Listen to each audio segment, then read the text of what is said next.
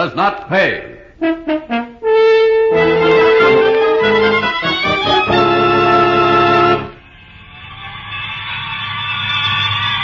Silly, I'm going out. This time of night? What for? The fire is near here. You and your fires. What are you, a little boy?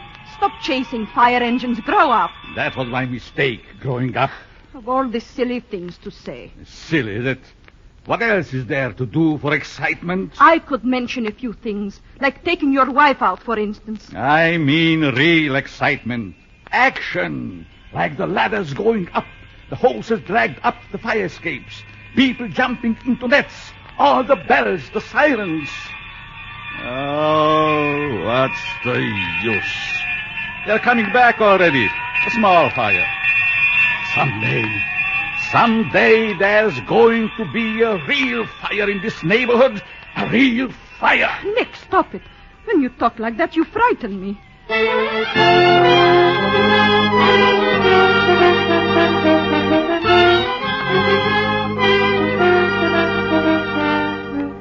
In the interest of good citizenship and law enforcement, we present Crime Does Not Pay, based on the famous Metro-Goldwyn-Mayer series of short subjects.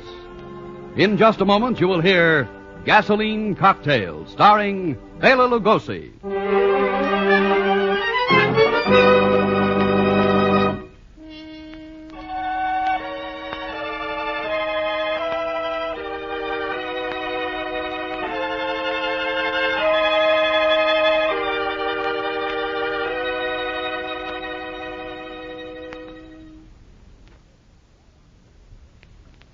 Now, Crime Does Not Pay, starring Bela Lugosi as Nick Segadin in Gasoline Cocktail.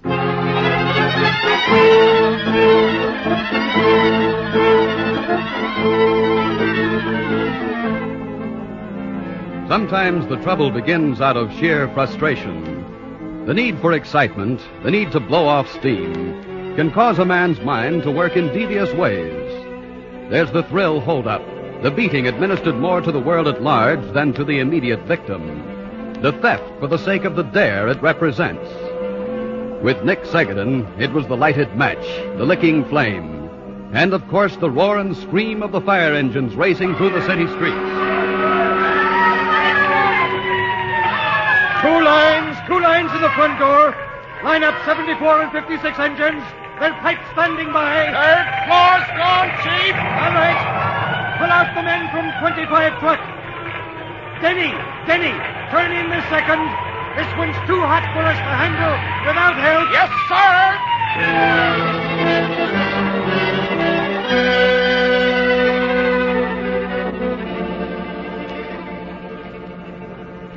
Chief, the 6th Battalion ordered me to report to you, sir. We're 22 truck. 22 truck. When did you get here? First due on the 2nd. All right, I'm releasing you. Go back to quarters. Yes, sir. Driver, notify dispatcher. All second alarm equipment released and sent back to quarters. Well, Chief, you almost had yourself a nasty one, didn't you? Oh, Warren. Well, how's the fire marshal's business? Still doing things with magnifying glasses? Microscopes these days. I see you had 3 boys hurt. Nothing too bad. Punctured hand, cut cheek. We were lucky this time. The stairwell was like a chimney. Fire mushroomed up onto the 3rd floor. Took 6 women down the ladders.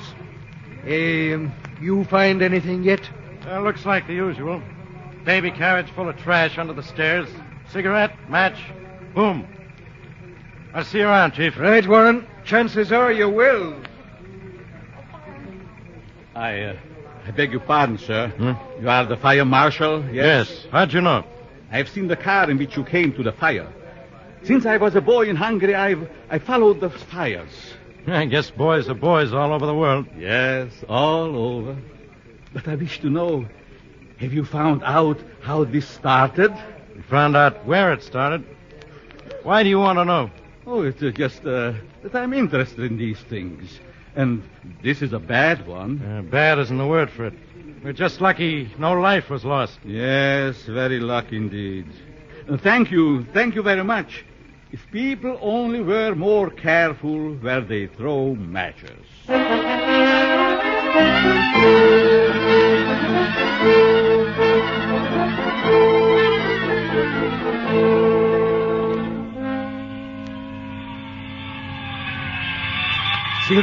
going out. This time of night? What for? The fire is near here. You and your fires. What are you, a little boy? Stop chasing fire engines. Grow up. That was my mistake, growing up. Of all the silly things to say. Silly, is it? What else is there to do for excitement? I could mention a few things, like taking your wife out, for instance. In the old days in Budapest, you ran after the Indians with me. Now I wish I hadn't. There was excitement then. Now what? A job to go to. With men I would not care to look at. Then back to this house, day after day, night after night. No, Nick, not night after night. And even though you don't care to look at the men, you look at a girl, all right. Sylvie, this is... I know her name, Edna Hall, and her address, 5546 Erie Street. Yes, I know. But if you think, Nicholas Segadin, that I let go of you, you are wrong. Wrong. But don't you see this is all in your mind? In my mind? I have walked past her house. Of course there is a house in your mind. All this is like myself and the Indians. You wish for excitement, and there is none. So, my poor Sylvie, you make it up, out of your head, that I, your Nicholas, go for rides in a car with another woman.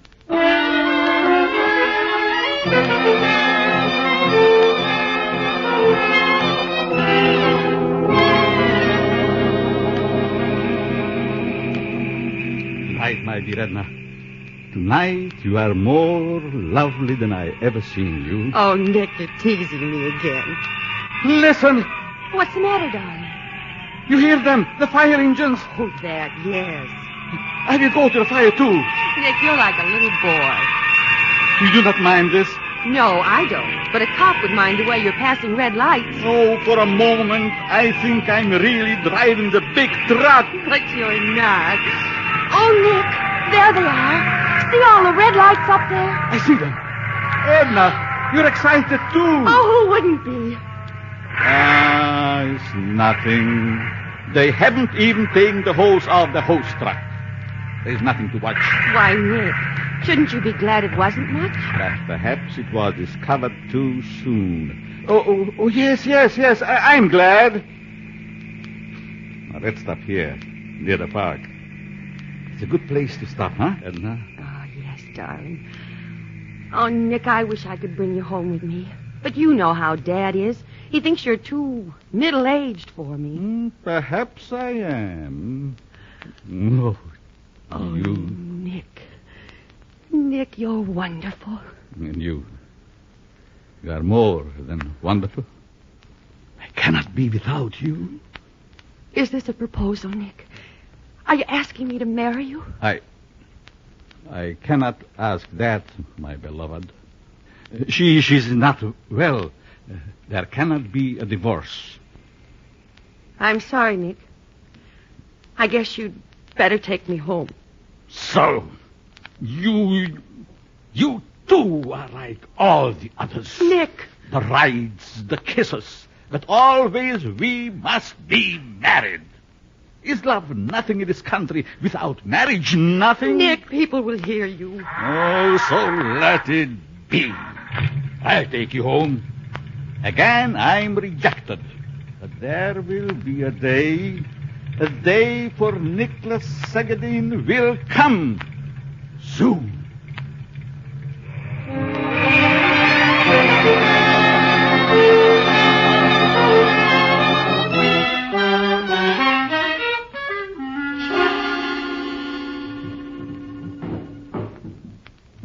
Nick, what in heaven's name are you doing in that closet?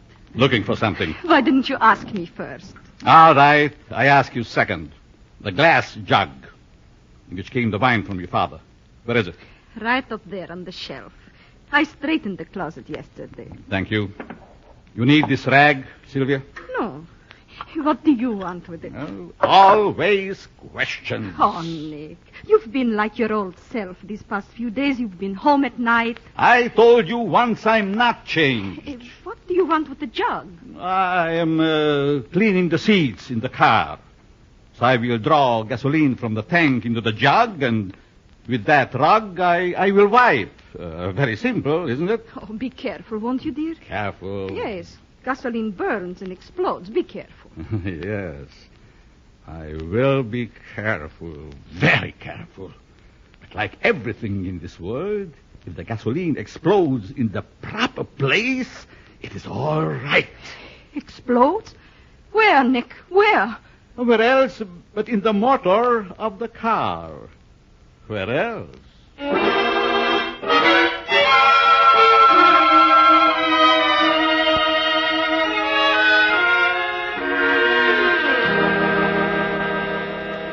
Almost ready to turn out the light, Jen? Yes, I am ready, Edna. All right, hop her to bed. Oh, your bed is softer than mine. That's one reason why I like to spend the night at your house. What's the other reason? I like to talk in the dark like this. What about, Jen? Oh, just anything. It's easy to talk in the dark. That's why I come over. You know, Edna, you're only a few years older than I am, but you know so much more. I'm flattered.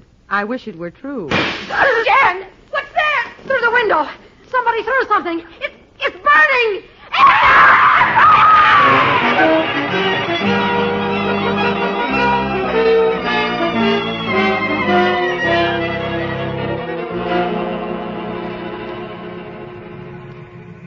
Fireman Denny, Truck 25 reporting, Chief. We found a couple of roasts on the first floor. Whereabouts, Denny? Room where the fire started. There seems to have been a bedroom, sir. The metal frame of the bed is still recognizable. Anything on the man in the other bedroom? Yeah, doctor says it's smoke poisoning and shock. He'll be all right. Okay. There's a public ambulance coming down from City Hospital. Have it take the bodies to the morgue. But don't bring them out on the street until the ambulance is here. Yes, sir. And notify the dispatcher I'm releasing 22 truck and 74 engine.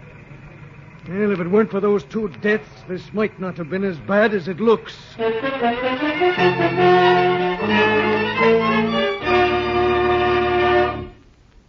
In just a moment, Crime Does Not Pay will continue with Gasoline Cocktail.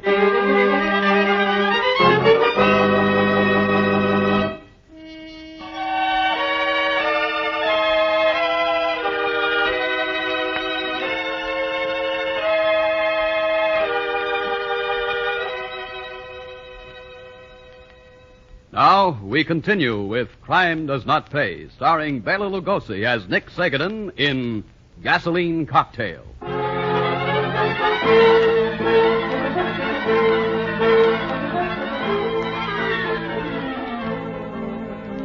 Whenever death has been caused by fire, even under the least suspicious circumstances, the fire marshal is joined in his investigation by the district attorney's office and the police. Therefore, the day following the death of Edna Hall and her guest Janice, 3 men checked over the wreckage of what had been the girl's bedroom. Fire Marshal Warren, Assistant District Attorney Morrison, and Detective Stein. The girls must have been sleeping soundly for it to get so much headway. A neighbor who pulled the box said he heard what sounded like an explosion. Seen anything of a gas heater or an oil stove? The building's steam heated. Oh. The men on the first truck to respond said it looked like an oil fire to them. Hello. Find something, Marshal? What's this look like to you, Morrison? Piece of glass. Too heavy for a light bulb, but... What do you think, Stein? Oh, perfume bottle, maybe. One of those things girls like to have on dressing tables. It's a mighty big bottle. Look at the curvature of the glass. Yeah, I see what you mean. Wouldn't the heat of the fire have melted it? Not without blackening it some. Anyhow, I found this in a corner behind the fire. Behind it? In this oven? Yeah. Notice that corner near where the window was? Barely a smoke mark. Something forced the fire away from there and tossed this glass fragment in there. Explosion is right, then. Hey, wait a minute. How about this? Looks like the neck and the handle of a gallon jug. Saw it a minute ago and passed it up. It's the same glass as the marshal's fragment. The microscopes will prove that for us. Now hold it up to light a minute. Yeah, sure. Here. There. See those bits of, well, lint, I guess, on the inside of the bottleneck? Yeah, they look like it. One will get you 10, they are. That's how it started, all right. A jug of gasoline with a lighted rag in its neck tossed through the window. Boom. Molotov cocktail. What's that, Stan? I said Molotov cocktail. We use beer bottles against Nazi tanks in the bulge. Same principle. And pretty much the same effect.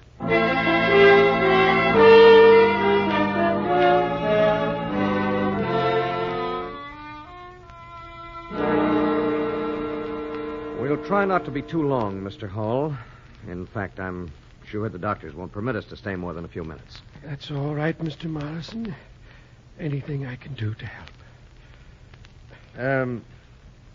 We're convinced, Mr. Hall, from various bits of physical and chemical evidence, that the fire in your daughter's room began with a gasoline explosion. Yes, we think it came from outside, Mr. Hall. A gasoline grenade through the window. From outside? Oh. Then you think it was murder, too? Do you, Mr. Hall? It's a grim charge on just my personal dislike of a man. As someone who had cause to, want your daughter out of the way? Yes. She thought she was in love with him. I refused to let him in the house. She was meeting him outside. I knew it. Then she found out he was married. She broke it off with him. He was... Well, I didn't like him, that's all. Do you know his name, Mr. Hall? Yes, it's Nick Zegedin. He worked where Edna did. You can get his address there.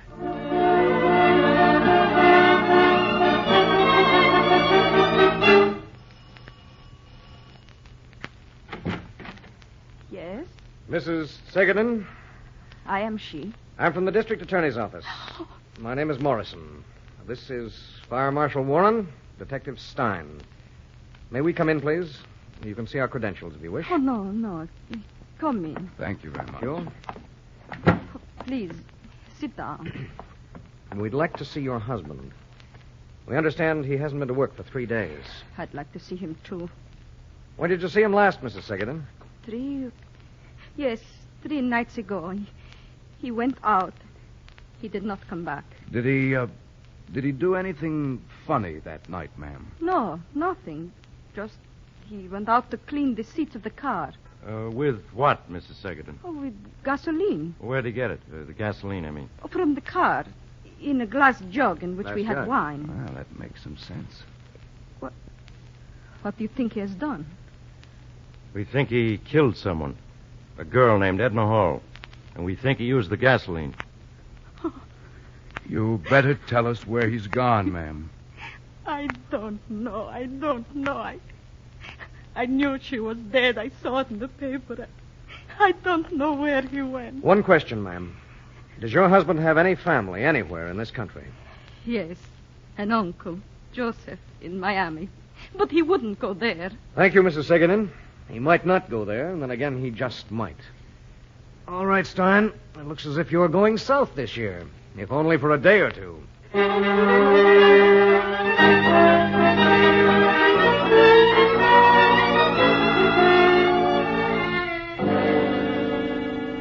Well, nice place you've got here, Mr. Segedin. Bet you do a swell business during the season, huh?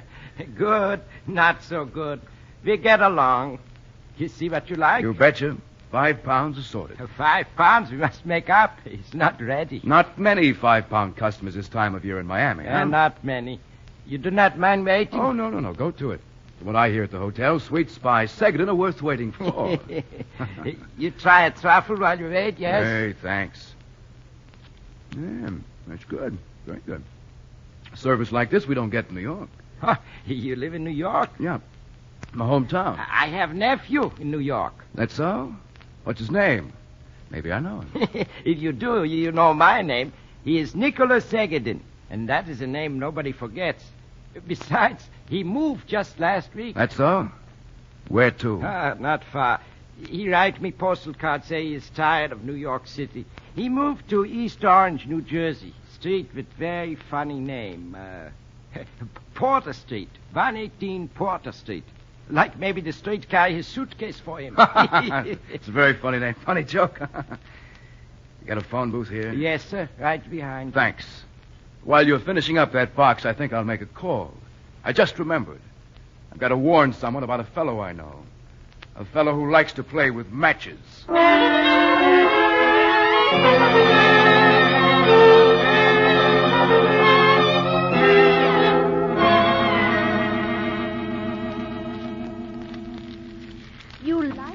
You like the fire in the fireplace, Nicholas. Very much. Why? You stare at it so. All day as you watch the fire. I'm lucky, Lena. When I rented the room from your mother, I didn't expect that her daughter and the parlor, fireplace, and all were included. Nicholas, you make fun of me. I should say not. But of course not. Then the log falls, so it always makes me jump. Time for another log, isn't it? No, it is too warm in here, Nicholas. You do not need another log. The fire will be too high. Fires are never too high, Lena. Watch the flames. See? It's like a dance. So light, so graceful. But such power, such strength in the flame, Lena. Even from a little match. A whole house sometimes from a single little match. Nicholas, you must not talk like this. What then? Must I talk about your eyes, your hair, your pink cheeks? You do make fun of me, Nicholas. I don't know about flames, but I know when someone makes fun of me. You are a silly one. Come back here. No, I will go upstairs. I don't like you, Nicholas. I thought I did, but I don't. What's wrong with me? Lena, my dear. I don't know. Inside, maybe something is wrong. No, Nicholas, I do not want to sit and talk with you anymore. They all run away like rabbits, and they don't know why. Tomorrow I find another room. I cannot live with rabbits, but this rabbit will feel my anger. This she will know before very long.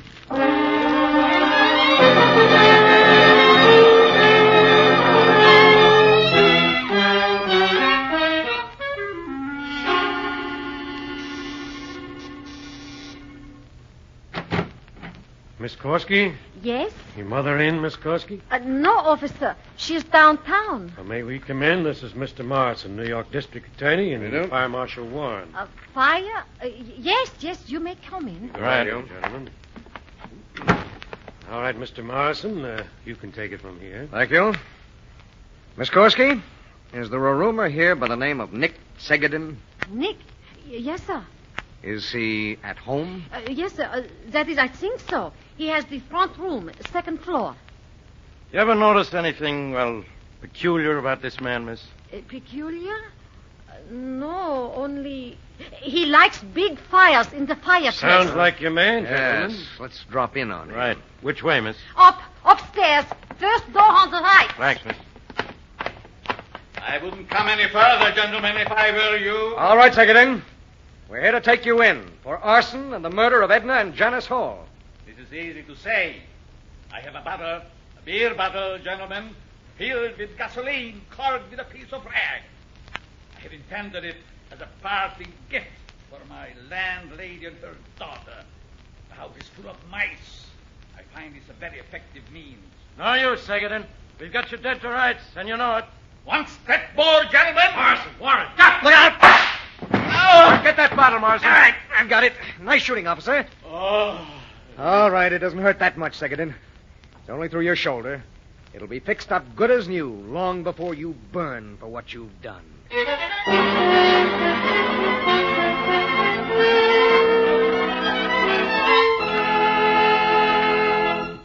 Crime does not pay.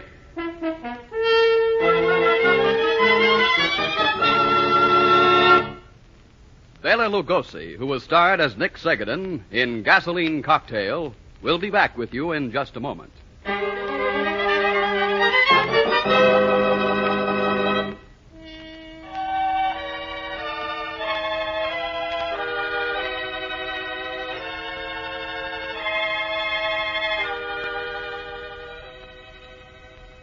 Now, here in person is Bela Lugosi. It is perfectly possible that Nick Segedin is more to be pitied than censored. Legally, Nick was sane, and he paid the penalty exacted by society. But society itself bears a large part of Nick's guilt. Nick never found proper training in education.